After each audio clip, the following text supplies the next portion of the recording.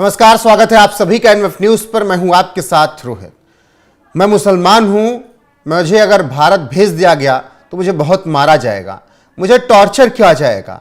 और अमेरिकी कोर्ट में गिड़गिड़ा रहा था 26/11 हमले का तहव्वुर राणा, और यही कुछ कह रहा था वो कि प्लीज हमें अमेरिका से बाहर मत भेजो, मोदी जी ले जाएंगे तो बहुत मारेंगे, बहुत टॉर्चर करेंगे।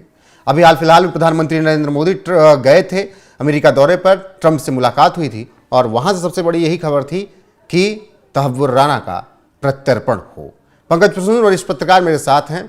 पंकज जी, ठीक है एक आतंकी है लेकिन एक मुसलमान भी है वो, और मुसलमान को मोदी जी मारेंगे, यहाँ ले आएंगे अमेरिका से। तो नहीं, उसने क्या कहा कि मैं पाकिस्तानी मूल का मुसलमान हूँ और अगर मुझे भारत मुसलमान में कहीं का भी प्रत्यर्पण कर दिया गया, हाँ भारत में प्रत्यर्पण कर दिया जाएगा तो मुझे बहुत टॉर्चर करेंगे।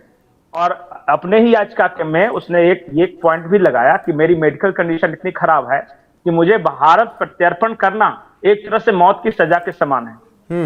तो कोर्ट को अगर मौत की सजा देनी है तो यहीं पे दे दे, पर भारत मत भेजे।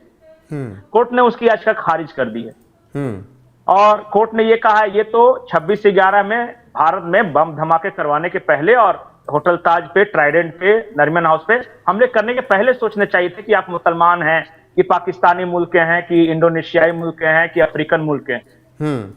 भैया जब बम धमाके किए हो तो भारत तो आना पड़ेगा और अगर यहाँ के रहने वाले तो कागज दिखाना पड़ेगा। दो ही नारा है और कोई उपाय नहीं। जब 26/11 हो रहा था तब इसे उन लोगों की जान की परवाह नहीं थी, अब एक अकेली जान की इतनी अपनी परवाह हो गई।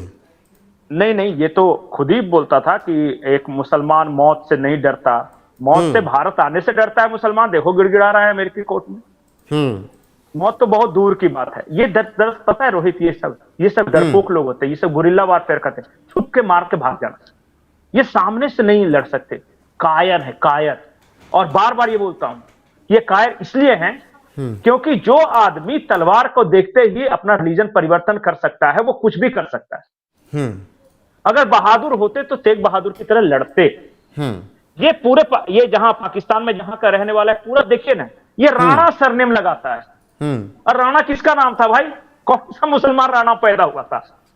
पहला नाम मुस्लिम और दूसरा आज भी ये यहाँ पश्चिमी यूपी में जाइए जितने राणा है सब कन्वर्टेड लोग हैं। हाँ कन्वर्टेड लोग, अब वो खुद बोलते भी, ये तो बेचारे कम से कम इतना स्वीकार करते कि हाँ उस वक्त की परिस्थिति ऐसी हुई कि हम नहीं लड़ सके, हम कन्वर्ट हुए। ये सब जो पाकिस्तानी ये है ना, तहव्वुर राणा वगैरह, ये सब कन्वर्टेड है। और ये देखिए क्या किया कि ये इसको लग रहा था कि हम अमेरिका में भागे हुए हैं तो हम बच जाएंगे, तो कर दिया यहां। और जब तक बाइडेन थे तब तो बचा ही था। नहीं, बहुत लोग को बचा भी रहे थे बाइडेन, इस तरह वो सब एसेट्स थे ना वहां पे इनके। लेकिन अब देखिए आखिरी दाव था इसका, एक इमरजेंसी याचिका लगाई थी जिसमें 2 बिल्कुल। और तहव्वुर राणा को जब से ये उसकी बातें सामने आई हैं उसके बाद से भारत में भी एक अलग तरीके का कंपटीशन राज्य सरकारों में हो गया है। जैसे फडणवीस कह रहे हैं कि हमारी सरकार उसके लिए सबसे ज्यादा सुरक्षित होगी। कसाब को भी अच्छे से रखा था, उसको भी अच्छे से रखेंगे, उसको ले तो आओ एक बार। नहीं, योगी जी हो गए, हेमंत शर्मा हो गए, फडणवीस जी हो गए, ये किसी भी राज्य में भेज दीजिए, कोई दिक्कत नहीं है यहाँ। अब ये कल देखिए याचिका लगाएगा कि कहीं हमको खाली तेलंगाना या कर्नाटका भेज दो या फिर दक्षिण में डीएमके के पास भेज दो। जैसे मुख्तार पंजाब में मौज कर रहा था। हाँ बस वैसे ही कोई ये कर सकता है। ये देखिए भारत भी आएगा, एजेंसियां पूछताछ भी करेगी, जो भी खुलासे होंगे वो करेगा भी। और ये तो पता है इतना डरा हुआ है कि आते के साथ ही सब बक देगा, देखिएगा। हमें पता है ना ये क्या इस तरह के लोग होते हैं। अच्छा, अब मुझे एक बात पंकज जी आपको भी याद होगी, दर्शकों को भी याद दिला देते हैं। जब 26/11 हुआ, तहव्वुर राणा का उसमें नाम आया, आरोपी रहा, तब प्रधानमंत्री नरेंद्र मोदी ने एक बयान दिया था, याद है आपको? और कब जब 26/11 के बाद तहव्वुर राणा को लेकर उन्होंने बयान दिया कि उसको खींच कर लाएंगे, कहीं भी रहेगा। हाँ, मतलब कि उन्होंने जो उस वक्त कहा जब सरकार में नहीं थे, आज तीसरा कार्यकाल चल रहा है, जब वैसा मौका बना, सब कुछ ठीक दिख रहा है, वो भूले नहीं पहले दिन जो बयान दिया था। आज तक तहव्वुर राणा को आज तक वो याद रख रहे हैं कि उसको उसके कर्मों की सजा देंगे। एक बात जान जाइए कि इसको कर्मों की सजा आप बात कर रहे हैं ना, ये 2008 में ये हमला हुआ था मुंबई में। 2008 से लेके 2025 तक कितने साल हुए, ये आज भी डिटेंशन सेंटर में बंद है। ये हर दिन वकीलों पे पैसा खर्च कर रहा है, बर्बाद हो गया। कहां से इतना पैसा आ रहा है इसके पास?